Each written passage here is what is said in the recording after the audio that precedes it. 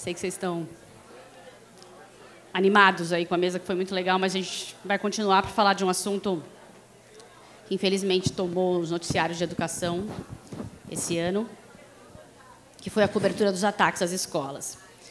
E aí a gente trouxe aqui a pesquisadora Sherry Towers, que é uma das referências em pesquisa sobre o impacto da cobertura da imprensa nos ataques às escolas. A gente falou muito disso, né? Do impacto da nossa cobertura. Então, a gente quis trazer uma pessoa que é referência nisso, que fez as pesquisas sobre as quais a gente estava falando aqui no Brasil, e também a pesquisadora da Unicamp, a Thelma Vinha, que todo mundo acho que já conhece, que vai comentar aqui as pesquisas internacionais e tem falado muito disso. Por favor, Sherry Towers e Thelma Vinha. E a Mariana Tokarna, que vai mediar essa mesa.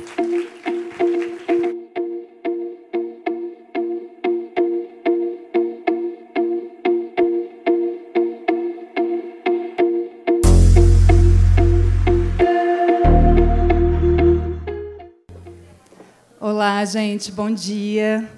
Pedi para o pessoal voltar. A gente ainda não está no intervalo, só mais um pouquinho. Obrigada, gente, pela presença. Thank you for being here, Sherry. Antes da gente começar a mesa, a gente vai passar um videozinho que a gente fez aqui na Geduca.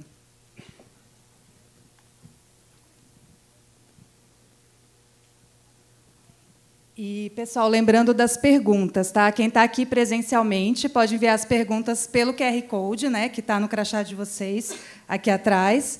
E quem está nos acompanhando online, é só colocar as perguntas no chat, que a gente vai pegando aqui. Então, vamos para o vídeo.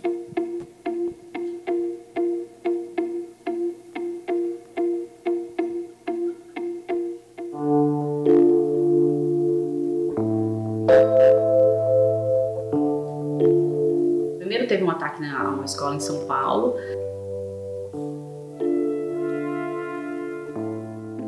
Uma semana depois, teve um outro ataque em Blumenau, aquele da creche das crianças. Então, aí despertou para a gente qual que teria sido o papel da imprensa para ter um ataque tão próximo, que a gente pensou, puxa, acho que a gente precisa fazer alguma coisa. Acho que a gente precisa alertar a imprensa de que a gente não pode ter um outro ataque daqui uma semana, daqui a poucos dias, e que a gente precisa refletir sobre o nosso trabalho também. E aí foi que a gente pensou nessas recomendações da Geduca, como dizem, seguindo o que dizem os pesquisadores, que dizem várias pesquisas. Quando a gente fala em recomendação, isso é muito importante.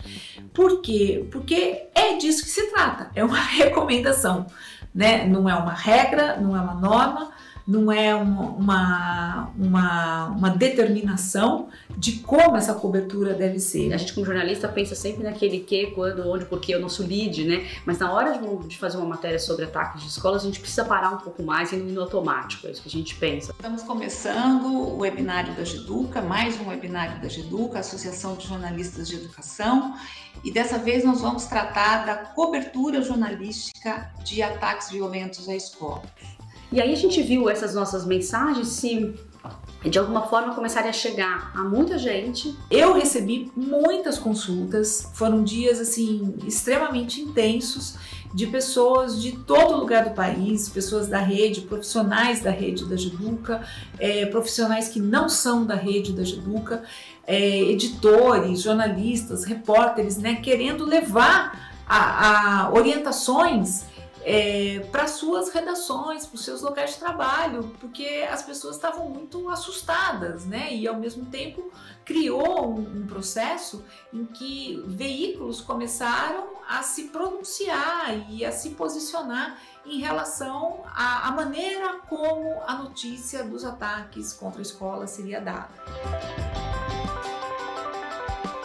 É muito importante destacar o interesse que esse processo desencadeou em cursos de jornalismo. A gente da Geduca foi procurado por vários cursos de jornalismo para fazer esse diálogo, fazer essa conversa, fazer esse papo com estudantes de jornalismo. Essas questões que a gente traz são questões maiores, né, que envolvem, como o Roger trouxe também, a qualquer pessoa que está publicando um post na rede social. Acho que a gente torce, obviamente, muito para que não haja mais ataques no país e que a gente não precise parar para refletir sobre isso mais, né? Que nunca mais aconteça. Mas já teve um efeito muito importante de muitos jornalistas pensarem nisso. A gente vê como a Geduca se tornou mais conhecida depois disso, muitos jornalistas vindo até a gente agora no Congresso, muita gente que está se inscrevendo para participar do Congresso, dizendo que participou dessa cobertura e queria se informar melhor sobre isso, que quer ter uma formação sobre como lidar com essas coisas. Então você vê jornalistas do país inteiro se mexendo e buscando a Geduca para estudar mais sobre isso, para se formar e para ser um jornalista melhor, né?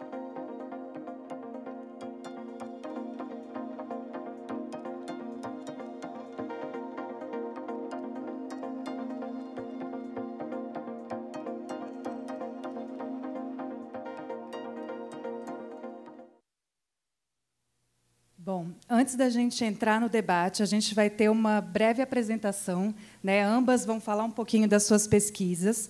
Então, a gente vai começar com a Sherry, que vai trazer a perspectiva dos Estados Unidos, que, infelizmente, tem muita ligação com o que acontece aqui no Brasil. Então, ela vai mostrar um pouquinho para a gente também dessa relação. Então, a palavra é sua, Sherry. A gente tem os slides, acho que eles vão ser projetados aqui. Pronto. Thank you for having me.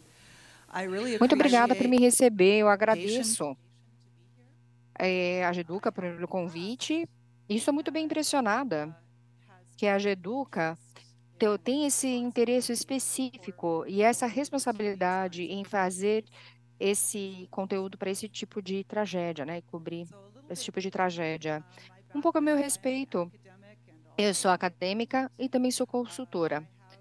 Eu tenho uma experiência já de muitos anos fazendo a modelagem da propagação de contágio em doenças epidemiológicas e ciência da saúde.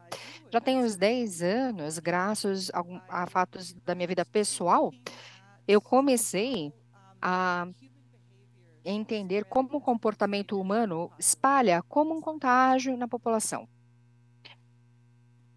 Próximo slide, por favor. Então, na educação pública e epidemiologia, eu modelei um estudo de contágio de diferentes doenças em diferentes tipos de população. Mas, como eu mencionei, muitos comportamentos humanos podem espalhar como um contágio na população. E, na verdade, a gente não teria sobrevivido como espécie se a gente não tivesse bem antenado no que diz respeito ao medo daquilo que do que está no nosso torno. Tem coisas que eu tenho que ter medo que estão próximas de mim.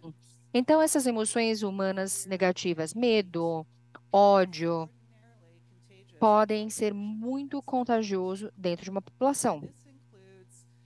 Isso inclui coisas como crime violento, suicídio, em diferentes poluições, em pânico também, crises de ansiedade e pânico. Então, um dos estudos-chave que eu e meus colegas realizaram nessa área, e aliás, vocês podem acessar o estudo ali pelo QR Code que está na tela. Esse é um trabalho chamado O Contágio de Ataques Escolares com Armas e Ataques em Massa. E ele dá uma perspectiva também de saúde pública. E nesse trabalho a gente tenta quantificar quantas dessas tragédias são, na verdade, contágio social. Próximo slide.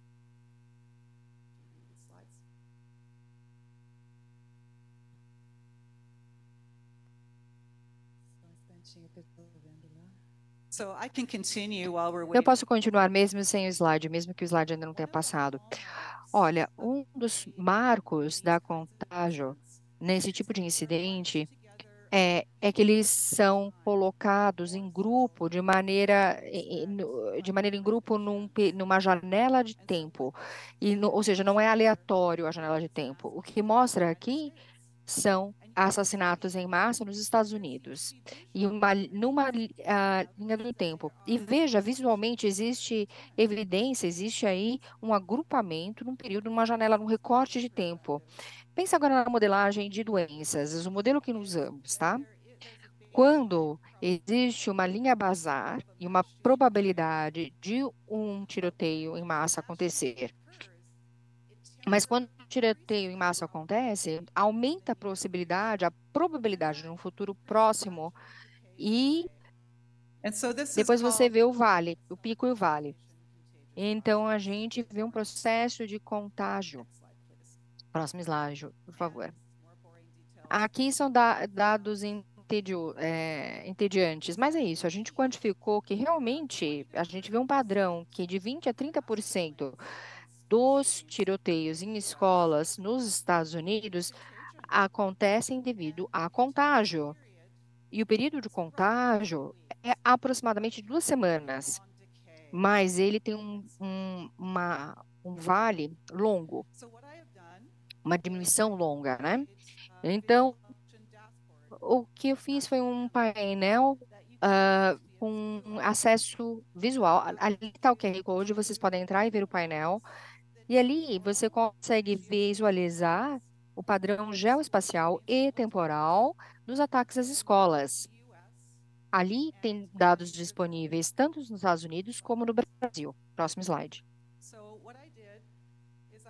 Então, o que eu fiz na minha análise? Eu vi os dados brasileiros e comparei com o nosso modelo ali, para tentar entender se havia evidência de contágio. E, infelizmente, no Brasil, os seus problemas são razoavelmente recentes, com esses picos. Então, eu não consegui quantificar exatamente qual é, quanto desse pico está relacionado a contágio. Mas a dinâmica dos dados mostram que sim, o contágio muito provavelmente tem um papel muito significativo. Próximo slide. Mas qual é o papel da mídia, potencialmente, a mídia tem nesse tipo de ataque, né? Próximo slide. Bem, fizemos uma análise, se eu não me engano, essa aqui é de 2015, perdão, eu acho que é 2015. Nessa análise, a gente observou o papel da mídia no pânico, ataques de pânico na população. E a gente percebeu que a mídia tinha um impacto muito forte em semear pânico na população. Próximo slide. Então, o que a linha verde mostra ali é o número de artigos de mídia nos Estados Unidos relacionados a ataques escolares. As bolinhas mostram o número de tiroteios por ano, também em escolas dos Estados Unidos. Então, você vê uma correspondência, né? Mas ela não é exata. Contudo, próximo slide. Observe isso, o número de pessoas feridas e letalmente feridas nos Estados Unidos. Agora você consegue observar aí uma correlação mais aproximada do número de relatórios vindo dos Estados Unidos e o número de crianças e adolescentes que foram assassinados nessa situação. Agora a pergunta é, por que tanta atenção é empregada nesses ataques? Por que existe tanta atenção, onde tanta gente é ferida e assassinada? Porque, infelizmente, esse tipo de notícia vem de jornais. Então, o problema infeliz aqui existe muita intenção, a mídia ela realmente salienta esses ataques, então acaba virando um roteiro para um novo atacante. Eu fiz centenas de entrevistas falando com esse ponto de contágio social, e muitos desses repórteres me contaram que para incidentes de tiroteios que chamam muita atenção, de longe, qualquer coisa relacionada a ataque de escola, é onde mais atenção existe. Então, veja, os repórteres querem trazer detalhes para esses incidentes, para os seus leitores, porque ali está a atenção das pessoas. E, infelizmente, esses incidentes que recebem muita atenção da mídia, como, por exemplo, de 1999, da Columbine, nos Estados Unidos, famoso como o ataque de Columbine, ajudou a ser um gatilho a outros incidentes. Aí está, abril de 1999. A mídia forneceu um verdadeiro roteiro. É um roteiro, inclusive, com visual para novos atiradores seguirem. É como se fosse um roteiro. Por exemplo, que roupa que eles usaram, que tipo de armas eles usaram, quais são as estratégias. Tudo, incluindo os posts da mídia social. Eles tentaram copiar o imagético ali. Então, perceba, dá para um futuro atacante um verdadeiro roteiro para o próximo ataque, o planejamento do próximo ataque. Então, a gente vê isso no assassinato em Suzano e também o que aconteceu em 2011 no Rio de Janeiro. Os atacantes copiaram o perfil dos incidentes.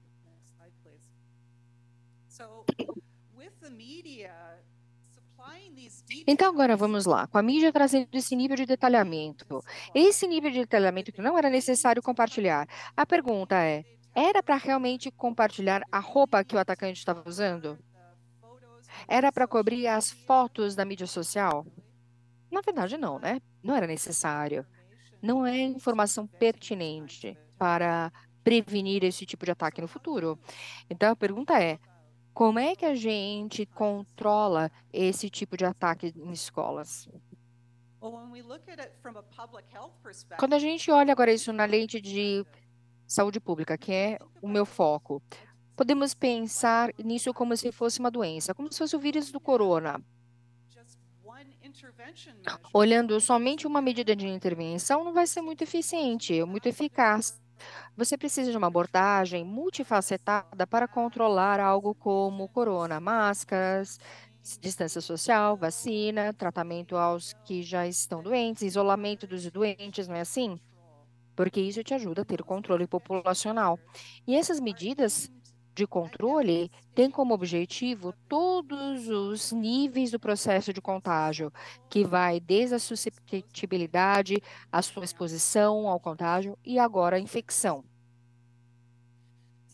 Então, quando nós olhamos ao atirador ativo, a polícia identifica 5 estágios, tá?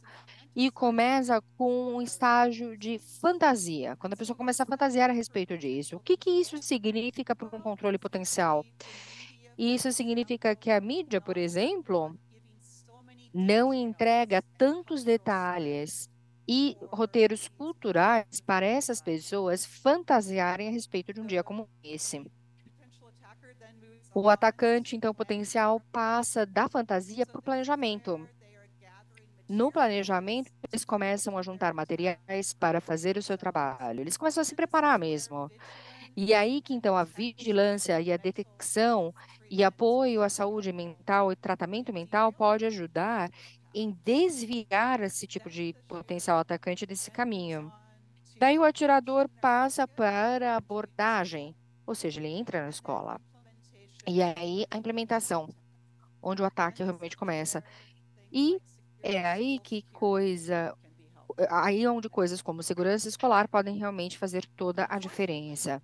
Infelizmente, contudo, o foco é no estágio final, no último, o que significa que os estágios e intervenções anteriores são negligenciados.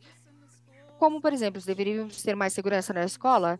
Deveríamos estar preparando as crianças, deveríamos ter algum tipo de treinamento em caso de ataque, fazer isso ou aquilo. E eles fazem isso nos Estados Unidos. Existe ensaio, treinamento para ataques desse tipo.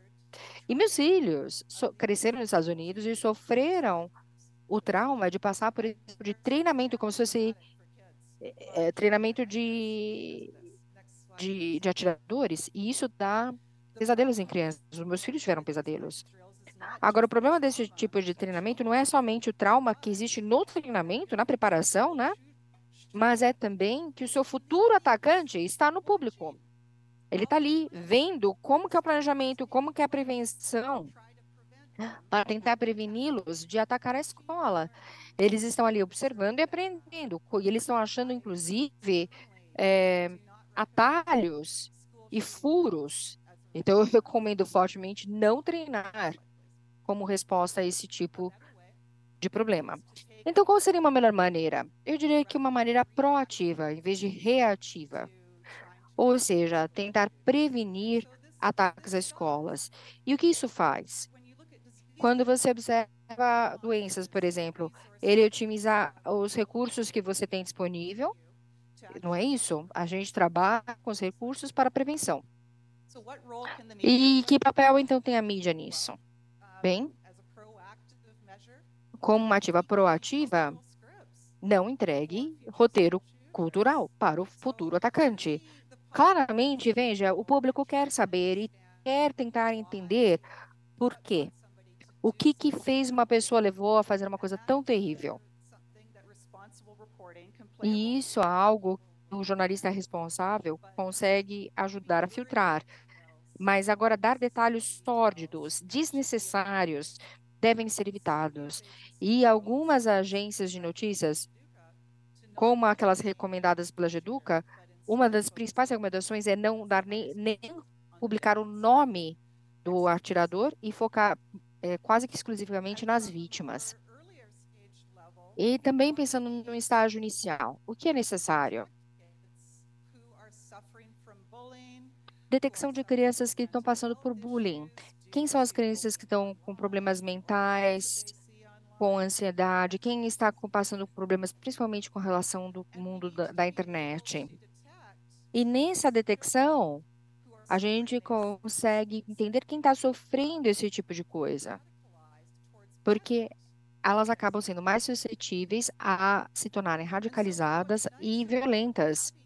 E o que é interessante, então, de ter essas medidas de intervenção precoce, não somente a intervenção ajuda a reduzir o perfil mais geral e mais tardio, ajuda a lidar com todo tipo de violência que afeta as crianças. Por exemplo, gangues, violência para si mesmo, né, como suicídio também. Então, um dos pontos que realmente me agradou saber, né, é que o Brasil tem uma linha telefônica específica para crianças. Então, se você está passando por algum tipo de bullying, chamado SaferNet, eu não sei qual que é o equivalente no Brasil, nos Estados Unidos, então eu achei bem interessante.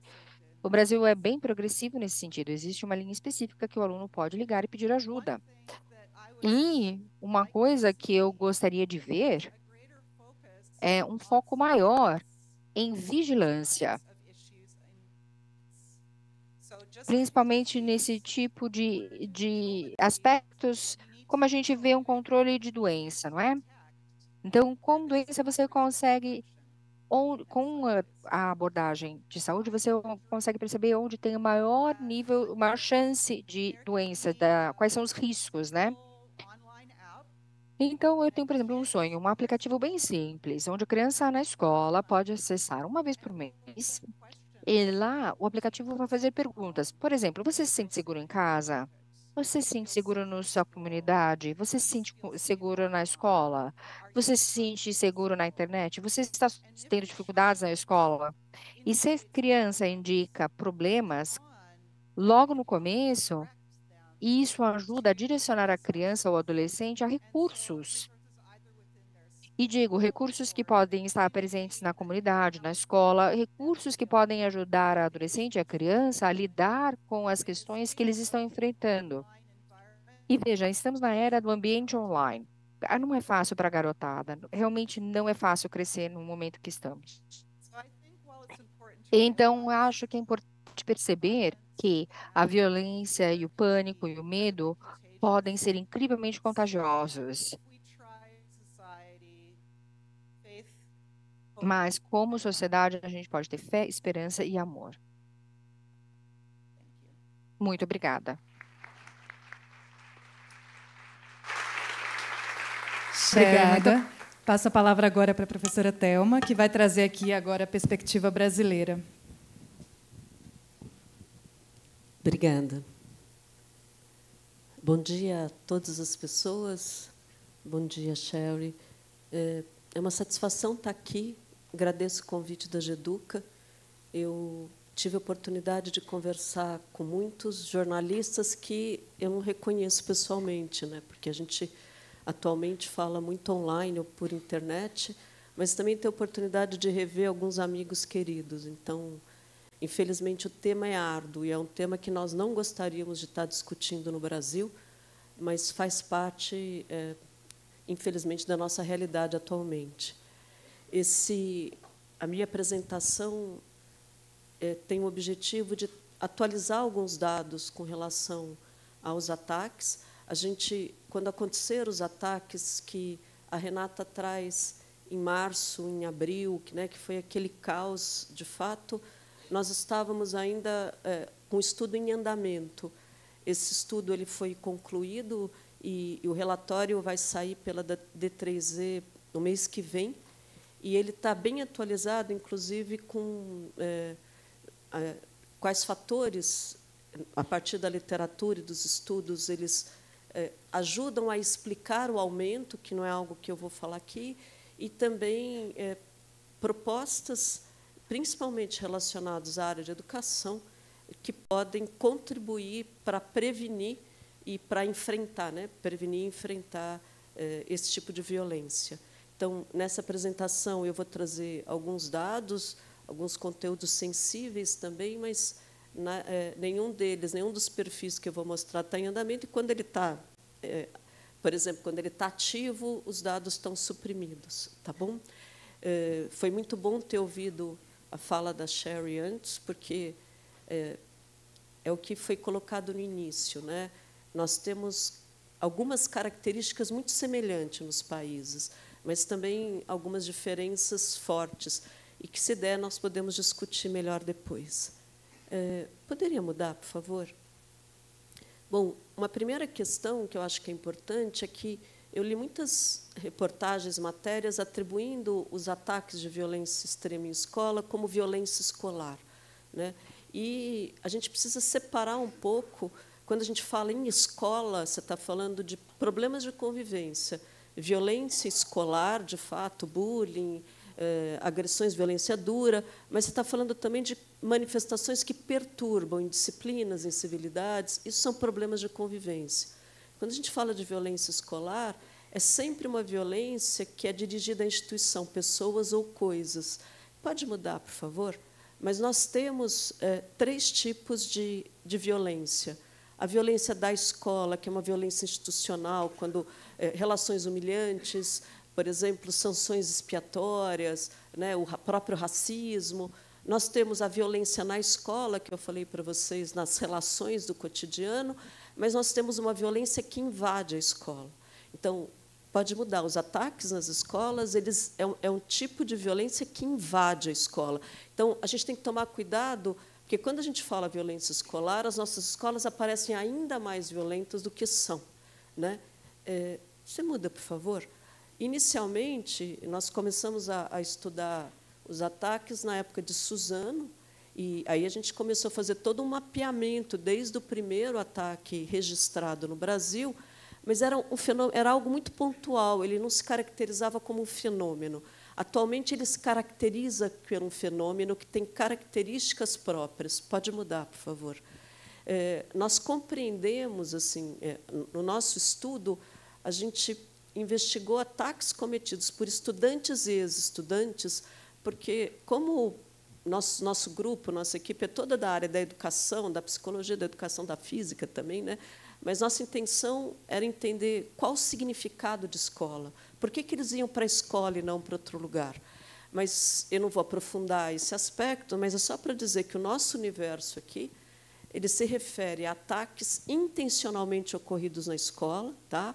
Eles são os motivos, assim, eles são caracterizados como crimes de ódio ou de vingança.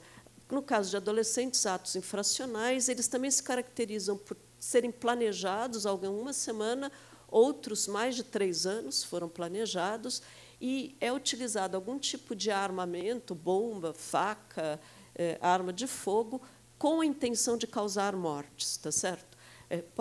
Nós fizemos uma extensa pesquisa documental, e, no nosso mapeamento, a gente encontrou que o primeiro caso acontece em Macaúba, na Bahia, em 2021, e nós somos até junho de 2023, que a gente espera que não tenham, porque são ataques que efetivamente ocorreram, tá? Não são ataques desbaratados. Nós temos 180 mil escolas no Brasil. Nós tivemos, efetivamente, 33 ataques cometidos por estudantes e ex-estudantes. Aqueles que acontecem no ato de uma briga, eles não entram aqui. Tá? E mesmo os agentes externos, por exemplo, o ataque de Blumenau, que não é cometido por um estudante ou um ex-estudante, nós temos 3 ataques no Brasil com vítimas fatais, né, que foram cometidos por agentes externos. Mas, nesses 22 anos, então, foram 33 ataques em 34 escolas, porque Aracruz ele atira numa escola pública e também numa escola particular. Pode mudar. Eu queria... Está sem o efeito, mas dava para a gente ver o efeito do crescimento dos ataques. Observem que o primeiro é em 2021 e o último, né, que vai para 2023, vejam como ele sobe. Nós tivemos no Brasil 2 grandes ataques, em Suzano e em Realengo, né? São os 2 maiores ataques, no Rio de Janeiro e em São Paulo. Realengo com 13 mortes, Suzano com 9, se considerar os suicídios. No Brasil, nós tivemos 5 estudantes e ex-estudantes que se suicidaram, autores dos ataques, é diferente dos Estados Unidos, e os demais eles foram presos, assim, e alguns, no caso de Cambé, nós não sabemos o que aconteceu, nós ainda não temos o dado, né? Pode mudar. Então, vejam um dado que chama muito atenção, é que, a partir de 2022, depois da pandemia, com a abertura da escola, nós tivemos 54% dos ataques ocorridos no começo de janeiro de 2022 a junho de 2023. Então, isso acende um sinal de alerta muito forte, que foi o que aconteceu com o que nós vimos no Brasil. Pode mudar. Aqui são só os ataques, eu não vou aprofundar, que aconteceram nesse período, de 2022 a 2023. Pode mudar. Nós tivemos 133 vítimas, entre fatais e não fatais. 33 fatais, sendo 27 estudantes, 4 professoras e 2 especialistas. Né? Pode mudar, por favor. Só que os estados que mais apresentaram incidência de ataques foram os estados de São Paulo, né, primeiro, e depois o estado seguido do estado de Rio de Janeiro, do Rio de Janeiro. Pode ir. Nós também tivemos, em termos de quantidade de escolas, isso inclusive é proporcional, pensando na rede no país, foram 15 escolas estaduais atacadas, 13 municipais e 6 particulares. E acho que um grande temor é justamente isso, que pode acontecer em qualquer escola. Os dados que a gente levantou, analisando IDEB das escolas, características, tamanho de escola, não tem nada que justifique por que a escola A e não a escola B. Né? E eu queria ressaltar que 2 escolas, uma estadual e uma municipal, em que aconteceram ataques, cada uma com vítimas fatais, né, uma vítima fatal em cada, elas são escolas militarizadas. Então, o fato de terem militares dentro da escola, né, ele não foi impedimento para que isso aconteça, até porque morrer faz parte do plano, tá certo? Pode ir. Nós vimos muitos governadores, prefeitos, né, atuarem com aumento de segurança em regiões mais vulneráveis. Esse tipo de ataque não ocorre em regiões, não é que não ocorre, ele ocorre muito menos em regiões vulneráveis, ele ocorre principalmente em escolas de nível socioeconômico das famílias, tá? Médio, alto e alto. E esse dado é muito coerente com o perfil também dos autores dos ataques. Pode mudar? Pode mudar? Vejam, nós tivemos 36 estudantes e ex-estudantes que participaram desses ataques, 20 ainda estavam na escola, tá? E 16 eram ex-estudantes, sendo que 7 abandonaram a escola. A escola é sempre fator de proteção, né? Pode ir. Com relação ao perfil, é importante destacar que todos eles eram meninos, eram jovens do sexo masculino. O menor autor do ataque tem 10 anos de idade.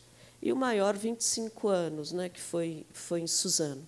Só que nós temos quase 50% de jovens de 13, 14 e 15 anos. Eles são muito novos, gente. São muito novos que mais participam desses ataques. Com exceção de Realengo, os demais eram brancos, pode mudar, e eles também trazem uma característica importante, que são concepções, valores opressores. O discurso da misoginia é muito forte, homofobia, racismo, a supremacia branca. Então, vejam um print ao lado que diz assim: ódio contra mulheres bonitas, ódio contra meninas bonitas, minhas vítimas preferidas são as garotas bonitas. Eles também apresentam indícios de transtornos mentais variados, mas muito cuidado, porque as pessoas imaginam, sei lá, esquizofrenia, psicopatia. Nós estamos falando aqui de jovens com sofrimento acentuado. Pode ser ansiedade, pode ser sofrimento de rancor muito forte. Então, veja aqui, ele diz: estou aflito, estou cansado, estou angustiado, estou cheio de ódio, meus pensamentos só me dominando, me matando aos poucos por dentro. Mas a gente tem que tomar muito cuidado para não estigmatizar, porque, quando a gente está falando de transtornos mentais, nós convivemos com quem tem, ninguém atira em escola aqui. Então, a questão é que está associado a uma leitura racista, homofóbica, misógina de mundo. Então, é muito mais complexo do que isso, é que isso também integra. Pode ir? Queria trazer também um outro... Pode mudar, por favor. Um outro dado que eu queria trazer com vocês com relação ao perfil é que eles buscam notoriedade, eles buscam ser valor. E isso aumenta com o uso da internet, mas já em 2001, em Macaúbas, ele dizia: vocês ainda vão ouvir falar de mim. Isso tem muito a ver com o efeito contágio, que foi colocado aqui. E eles também eles apresentam na escola um certo isolamento social. Não são os meninos populares, são aqueles jovens que convivem com 2 ou 3, têm relações sociais mais restritas. E eles também apresentam uma falta de perspectiva de futuro, tá? Muitas vezes mobilidade econômica descendente, e um gosto pela violência e culto às armas. É muito comum eles se exibirem com armas de maneira assustadora, tá certo? Então, isso aparece muito. Do lado, vocês estão vendo um perfil mais ou menos típico, eles são jovens, e dizem: eu vou atacar a escola, tal. Pode mudar. Queria trazer também algo fundamental, que a escola é palco de sofrimento para todos os autores. Só que todos eles se sentem... eles vivenciaram situações de bullying, de exclusão, de humilhação, só que eles se sentem inadequados na escola. Mas muito cuidado, porque, quando você está falando de adolescentes, se você entrevista gestores, inclusive dos ataques, eles falam: a gente nunca soube de bullying. A gente nunca soube o que estava acontecendo com ele. Se vocês pegam o dado do INEP também, que tem recentemente o dado sobre gestores falando de bullying, falando, por exemplo, de discriminação, os dados são muito baixos. A frequência de bullying em todas as escolas dá de 12% a 15% de vítimas de bullying. Acontece que o bullying é um fenômeno que é escondido dos adultos, ele aparece entre os pares. Uma característica dele eu tenho uma plateia que assiste, que são os pares, mas ele é escondido dos adultos. Então, os adolescentes não reportam mais os seus problemas para os adultos, porque a intervenção dos adultos ferra a vida deles, piora a vida deles. Então, o que acontece é que esses fatos não são reportados. E o fato de não ser reportado, por isso que a gente defende fortemente uma política de convivência ética, de convivência democrática no país, em que essas questões, desde diagnóstico, mas uma política que efetivamente seja implementada, né, não seja só... A gente é um país de boas leis, mas que não chega às escolas, que tornem esse lugar um lugar mais acolhedor, um lugar em que você consegue identificar o bullying, porque não vai ser por autorrelato e relato que isso acaba aparecendo. Pode ir, por favor? Isso aqui são excertos de fala desses jovens, tá? Inclusive do recente ataque, de um recente ataque, vocês viram um excerto, eu não quero dar os nomes, né? Além disso, nos últimos anos, eu estou indo mais para o fim, eles são usuários de uma subcultura extremistas. Ele aparece, o indício de radicalização online aparece em 2010, no episódio de Realengo, né, no ataque de Realengo, mas isso vai aumentando atualmente. Desde então, foram 28 ataques, 19 têm indícios de radicalização online.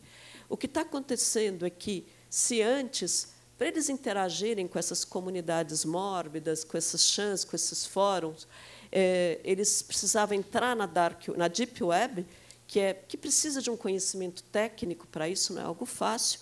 Nos últimos anos, isso está na superfície da internet. Então, você tem de várias formas, né? Desde perfis abertos e perfis mais fechados, mas você tem também comunidades, por exemplo, o Discord, cujas comunidades são chamadas de servidores no Discord, no Telegram, que interagem e têm essas questões. Então, aqui tem um exemplo de uma comunidade True Crime Community, né, que é aberta no Discord, brasileira, e essas comunidades, por exemplo, True Crime Comunidade de Crimes Reais, apesar de ter...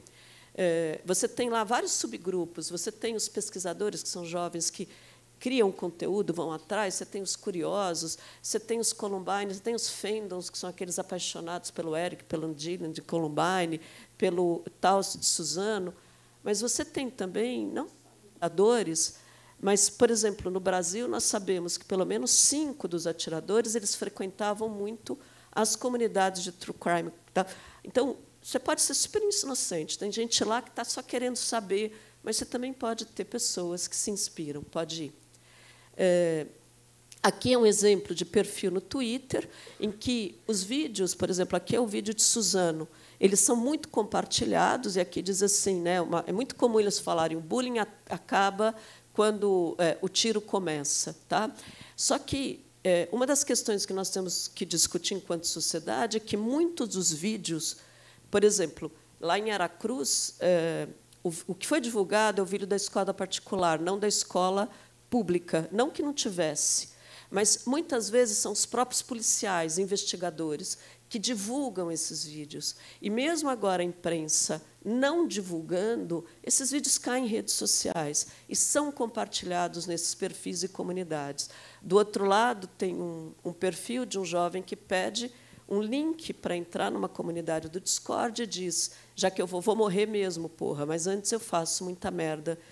Antes disso, eu vou fazer muita merda. Pode mudar. Aqui, essas comunidades ou esses servidores, eles têm uma imersão de conteúdos violentos. Então, desde a apologia de tiroteios escolares, mas também lá se compartilha tutorial de assassinato, fabricação de bombas, onde conseguir armas.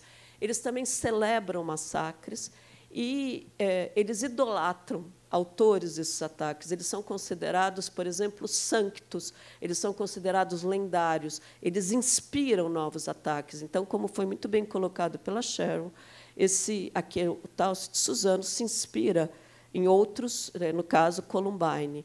E aqui é um perfil muito recente, olhem a data em que ele coloca como sanctum. Né? Então, sancto é justamente esses meninos que eles querem vir a ser, quem mata muita gente. Tá? Então, sancto, lendário, são aqueles que têm ataques exitosos. Pode ir.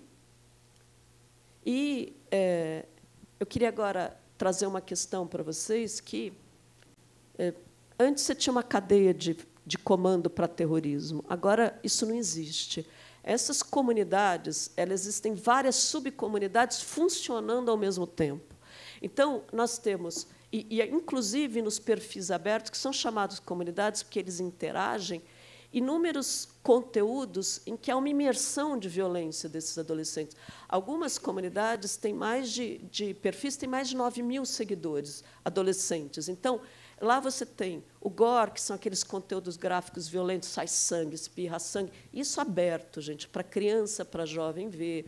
Muitas vezes nós temos os transtornos alimentares, né? Então eu coloquei aqui os hashtags na frente, autolesão, em que eles vão mostrando, tanto aberto como nas próprias comunidades por meio de vídeo, aquele amor obsessivo, pequenos furtos. Mas eu queria trazer, então, se vocês olharem aqui, vocês têm um perfil muito recente no Twitter. Tá? Então, nós tivemos uma queda, a partir da ação do governo, de comunidades TCC, né, do Twitter. Mas, desde julho, começa um boom dessas comunidades, que são subcomunidades, funcionando ao mesmo tempo. São centenas. Então, observem aqui, se vocês conseguirem enxergar as hashtags, eles colocam Gore, né, eles colocam justamente aquelas comunidades venture account, em que eles... É como se fosse um diário, em que eles vão colocando relatos, mas relatos de transtornos alimentares. Como é que faz para purgar? Né? Como é que faz para você vomitar? Como é que faz para você ir, por exemplo, na nutricionista e coloca... você coloca pedra no tênis, sabe? Você vai então, eles ensinam, eles se apoiam e ensinam uns aos outros. Então, o que eu quero trazer é que essas comunidades têm o que a escola não tem e que nós precisamos incentivar muito para que tenha, que é pertencimento. Eles se sentem acolhidos, eles se sentem escutados, e, justamente por isso, aquilo é incentivado, porque eu quero fazer parte daquilo. A gente sabe que o vínculo numa escola com uma ou duas pessoas não é suficiente para proteger aquela escola. Lá em Vitória, aconteceu um caso de um menino, ele foi com bestas, né? Tá, e quando ele foi imobilizado, a profissional da merenda diz, mas você ia tirar na gente? E ele fala, em você não, tia, nela não, mas na escola sim. Então, é urgente nós pensarmos em políticas públicas que mude essa realidade. Pode ir, e aí já são as últimas. Aqui é só uma imagem de um braço com cicatriz das autolesões, vocês estão vendo? E essa pessoa, esse jovem, diz assim, ai, acho minhas cicatrizes tão lindas. E vejam que, se fôssemos nós, a gente falaria, como linda, mas vejam que aqui eles falam, meu Deus, que linda, quero muito essas cicatrizes, né? Que fofo, são ondas. Então, vocês percebem que há um alimento e que nós temos que ficar atentos, porque, mais do que os ataques, nós temos o dado da Secretaria de Segurança de Saúde de São Paulo, nós temos 83% de aumento de casos de violência autoprovocada desde 2019. 23% do aumento de depressão, de ansiedade. E isso está aberto, isso está público. Pode ir, agora... deixa eu... então, esses conteúdos violentos levam cada vez mais a uma dessensibilização, desumanização, em direção a intolerâncias, a extremismo. Aqui vocês têm só exemplos de comunidades muito recém-criadas, e aí fica a denúncia, porque é ingênuo a gente achar que tirar de rede social resolveria o problema, sem uma regulação muito forte dessas questões. Aqui a desumanização é muito evidente, sem piedade, sem perguntas, vou assassinar. Pode mudar, por favor? E, além disso, o que nós observamos é que, se antes os episódios eram muito de ressentimento, de vingança, atualmente tem um ressentimento e vingança, mas as comunidades incentivam você a se tornar um santo, a matar o maior número de pessoas, pode ir, e, nesses casos, a arma de fogo tem um fator decisivo. Das 33 mortes em 16 ataques, 32 mortes foram por arma de fogo. Tá certo? Então, a arma de fogo aumenta a letalidade e aumenta também a facilidade desse tipo de ataque. Pode ir? Pode ir, não vou falar dos fatores do aumento. Aqui foi muito falado do efeito contágio. Vejam que ele diz assim, eu preciso de ajuda para fazer um massacre. Eu me inspiro em Suzano, Columbine, e em São Paulo, agora, no menino que atacou aquela escola Tomazia. Então, há o efeito contágio, pode ir. E eu quero trazer para vocês que, eu comentei isso com a Sherry, com a Renata, o Brasil foi um caso atípico quando houve, né, nós vimos no dia 9 de abril, aquela explosão de mensagens que gerou pânico em todo o mundo, né, e todo mundo viveu isso, a imprensa viveu, mas a gente tem que discutir muito o papel também das redes sociais nisso, porque, depois disso, nós tivemos 5 ataques depois do dia 9. E muitos ataques, a gente percebeu que não houve um planejamento, como era dos outros. Muitos foram por armas brancas, com exceção do de Cambé. E muitos também foram fomentados pelas redes sociais. Tá certo? Então, apesar do desbaratar, apesar das ações do governo, das denúncias, da remoção de perfis, esses perfis estão voltando particularmente no Twitter, eles voltam de uma maneira muito forte. Então, isso tem um efeito entre as pessoas, mais do que o efeito relacionado à violência do ataque. A violência como todo, inclusive a autoviolência, adoecimento mental. E a gente precisa que essas questões também sejam componentes de formação em escola. E acho que o papel da mídia, nesse sentido, ele é muito importante. Pode ir. Então, aqui é o relatório que vai sair em outubro. Tá? Então, pessoal, muito obrigada. Thelma, muito obrigada. Gente, muito obrigada. A gente recebeu aqui várias perguntas. Vou tentar dar uma organizada. Antes, eu queria até fazer um comentário, né, até puxando o dado que a Thelma trouxe, de que praticamente todos, né, os autores dos atentados são pessoas brancas, né? E muitas vezes a gente vê ou ilustrações ou foto, né, em jornais, etc. Ou a gente até trouxe, né, em outro momento, uma mão negra segurando uma arma. E isso não reflete. A gente acaba, como jornalistas, como comunicadores, só reforçando estereótipos, né? Bom, acho que a maioria das perguntas vai aí na direção do papel da imprensa e das redes sociais. Eu vou começar, então, para dar um descansinho para a Thelma, começar com a Sherry, trazendo essa questão das redes sociais, né? A gente viu ali muito claro na sua apresentação, da Thelma, o papel da imprensa, como é que isso entra nas redes sociais e até o papel do que é publicado na imprensa dentro das redes sociais, né? O que a gente tem de evidências até agora? That's a really good question. Essa é uma pergunta excelente. Excelente pergunta. Muita gente me pergunta qual é o papel da mídia social na dinâmica, né? Nessas dinâmicas. Pergunta a respeito de detalhes do evento que são circulados amplamente pela mídia social, principalmente nos cantinhos da internet, onde muitos dos jovens passam muito do seu tempo, né? Quem origina os detalhes? Normalmente é a mídia. Apesar que a Thelma fez um ponto ótimo quando ela falou a respeito da polícia soltando vídeos que estão relacionados a esses incidentes, que, na verdade, aumenta cada vez mais nos Estados Unidos, né? Eles soltam vídeos que foram gravados nos seus uniformes, que mostram ali a situação, e cai na internet. Eu acho péssimo, porque quando esses vídeos começam a circular na mídia social, né? Esse jovem, como que está em risco, vê o atacante como herói, não a polícia, o atacante como herói, e eles começam a se fantasiar, começam a entrar naquela fantasia de morrer naquela glória, naquela situação incrível, e essa morte pela polícia acaba circulando muito, e eles pensam, eu vou ser tão famoso quanto esse atacante que está morrendo nesse vídeo. Então, é muito difícil quantificar isso. Incrivelmente difícil.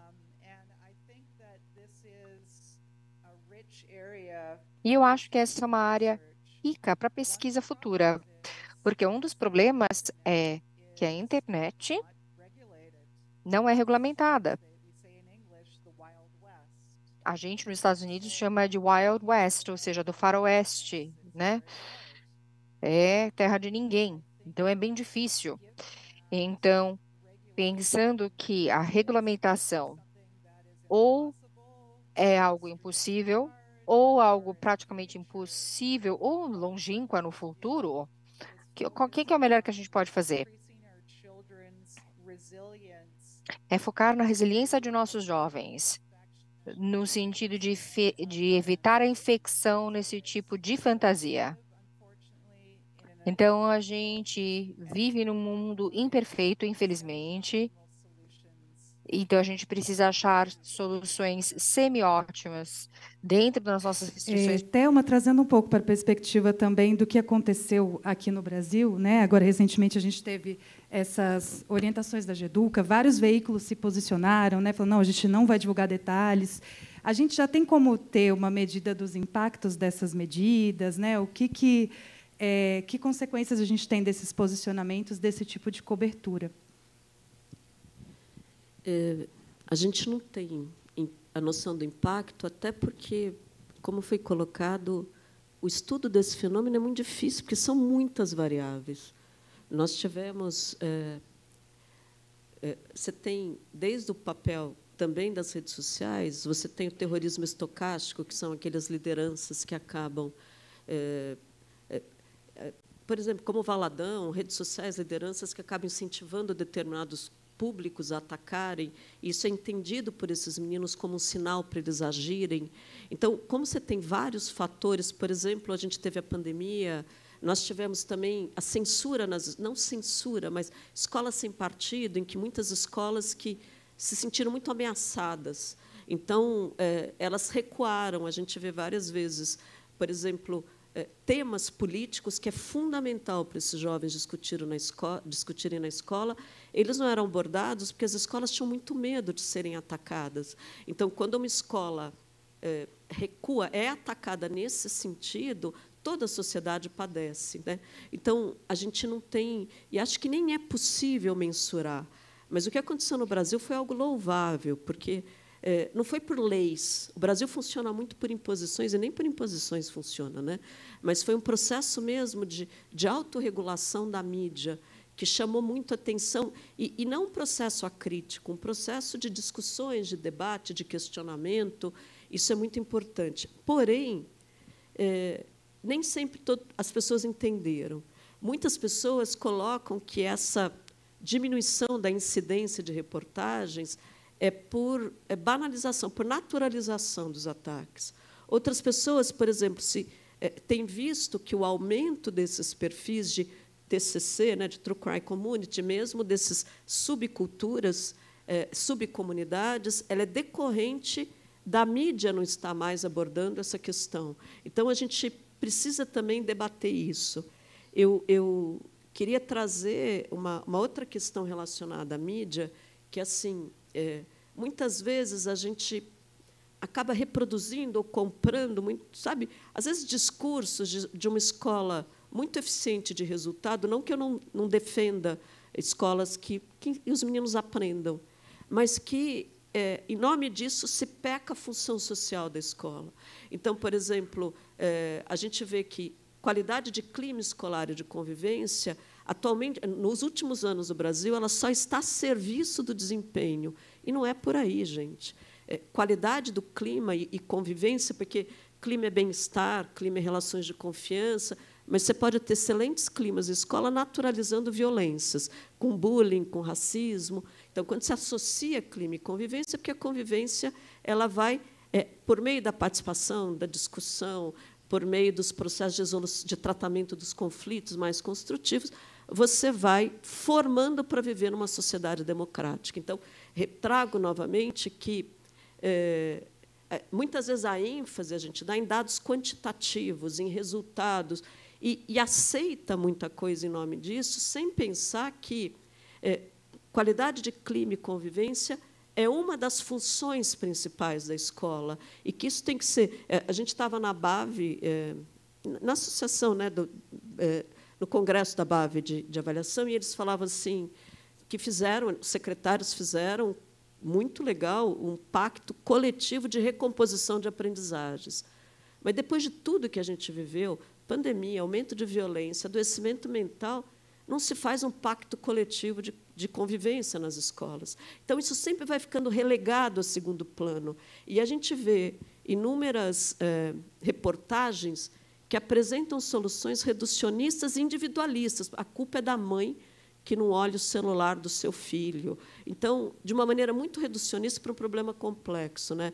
O César, que está aqui, que também é pesquisador lá do Instituto de Estudos Avançados da Unicamp, que estuda a complexidade, ele traz alguns argumentos que mostram que o efeito contágio da violência ele é muito mais rápido do que o efeito contágio de uma cultura, de entender a questão complexa, de uma cultura de paz, de uma cultura de cooperação. Então, a atuação da imprensa, nesse sentido, não é tão contagiosa como, por exemplo, de violência, mas ela é ainda mais necessária em momentos como esse. Muito obrigada. O Alexandre aqui ele pede para projetar de novo o slide com QR Code da Thelma, acho que é o último slide, né, Thelma, com os resultados preliminares do estudo. Então, pessoal, se puder colocar na tela de novo para o pessoal tirar uma foto.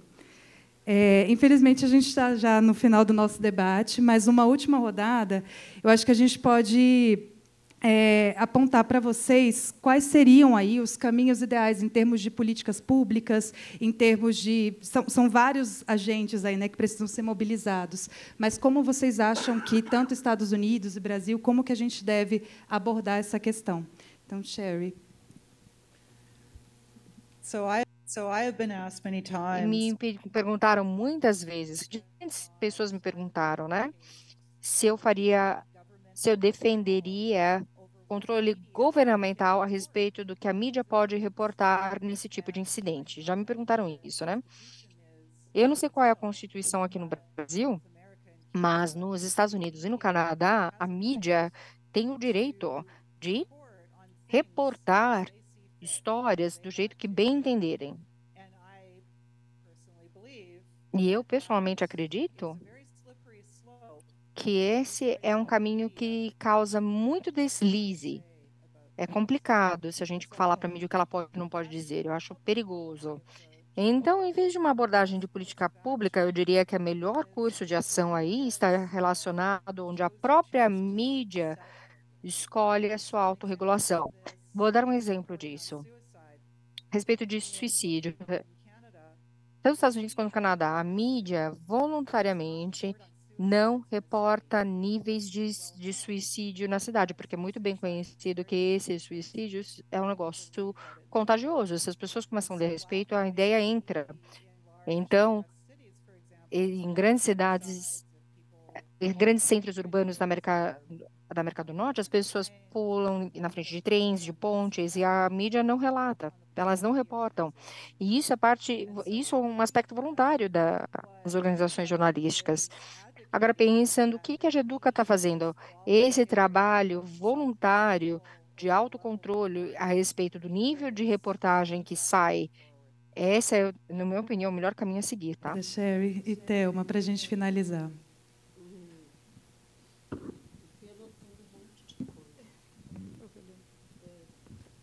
Eu acho que a questão do controle de armas, retroceder, né, porque nós tivemos um aumento, saiu no último relatório da Segurança Pública, mais de 7 vezes o aumento desde 2018 de licenças de arma. A gente defender muito a maior regulação das plataformas, né? Então, a gente tem o PL da fake news, que está em discussão e que foi retirado, mas sabendo que a coisa é mais complicada do que está lá. Por exemplo, o Discord tem uma arquitetura muito boa, né? Então, ele tem vários servidores, só que você tem problemas que a maior parte das interações é em tempo real. E, além disso, se vocês observarem, os jovens eles usam linguagens próprias. Por exemplo, quando você vai falar de pequenos furtos, eles usam blueberries, essas coisas, eles usam outros símbolos que é muito difícil a regulação. E uma outra... Então, tem uma série de aspectos que eu não vou aprofundar, mas que a questão é mais complicada. Além disso, como eu falei com vocês, eu acho que é fundamental investimento no fortalecimento da rede de atendimento psicossocial no Brasil. Tá? Então, eu estou indo além da solução, focando a imprensa, a ideia de responsabilização de quem compartilha esses vídeos. Não compartilhar na internet, mas o primeiro, que, pelo menos, da investigação, ele põe em rede social. Acho que é importante isso, né? Outra coisa também, a gente vê que talvez associar um pouco essa questão dos ataques como ligado à política de emergência. Por exemplo, quando nós fomos auxiliar nas escolas em Aracruz, a questão burocrática do Brasil, gente, é algo insano. Para vocês terem uma ideia, a pessoa era dispensada, o professor, e isso todo mundo tentando resolver, inclusive o Estado. Ela era dispensada por trauma da escola estadual, mas não da municipal, vocês estão entendendo? Porque então você tem que pensar em ações em que você consiga socorrer aquela comunidade sem gerar mais violências. Então, isso tem sido trabalhado nesse sentido. E a gente também defende uma criação de um lugar único que haja registro dos ataques efetivamente desbaratados da polícia. porque é muito, com toda a razão pelo ECA, tal, é muito difícil pesquisar isso, além do fenômeno ser muito raro, apesar de extremos. Mas, se nós tivermos um único local em que essas informações são colocadas e que se tem um acesso, como tem com dados sensíveis, mas quando se faz pesquisa, nós conseguiríamos mais informações. E encerro dizendo que a gente, de novo, política de convivência que não seja cursos massivos online que não transformam a cultura da escola, que não sejam, então, por meio de manuais e protocolos que também não mudam cultura de escola. Então, que seja algo efetivo, como, inclusive, tem em outros países, mas que se traduza, de fato, numa implementação que gere transformação. Obrigada. Joia, obrigada. Obrigada, Sherry. Obrigada, Thelma. Obrigada, pessoal, pela participação.